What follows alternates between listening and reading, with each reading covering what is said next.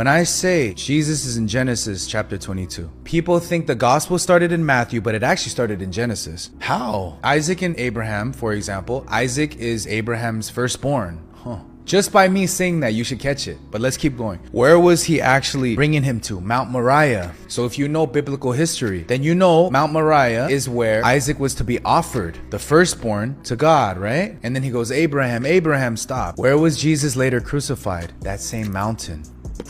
It's not talking about Isaac's obedience, guys. It's not talking about Abraham's obedience either. It's talking about the father's obedience. So Genesis 22 verse 8, let's focus here. It says, "And Abraham, my son, God will himself provide a lamb for a burnt offering." So they went, both of them together. Okay, so God will provide himself a lamb.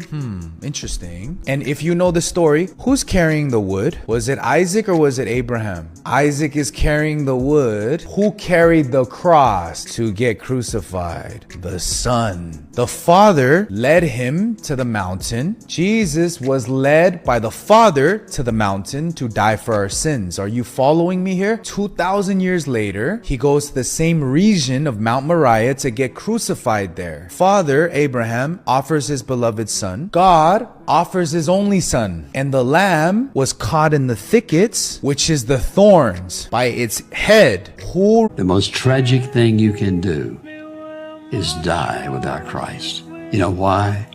Because the consequences are eternal.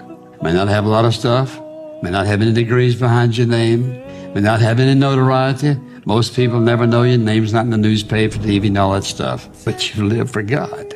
You've walked obediently before Him. God's values, not the same as man's. What He thinks is absolutely awesome is not what the world thinks. So make up your mind. You gonna live wisely or you gonna live foolishly? You'll be wise if you choose Christ and His way of life.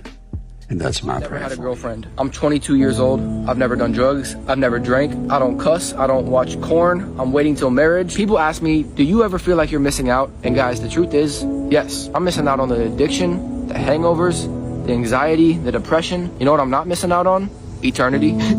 Jesus. People be like, just live a little. I'm like, what if I'd rather live forever? I know people are watching this right now like, this dude is a weirdo. And I would say, thank you. I agree. Do you think I want to be normal in this world? We're talking about the same world that crucified a perfect man and crucified its own creator. The devil's strategy is simple.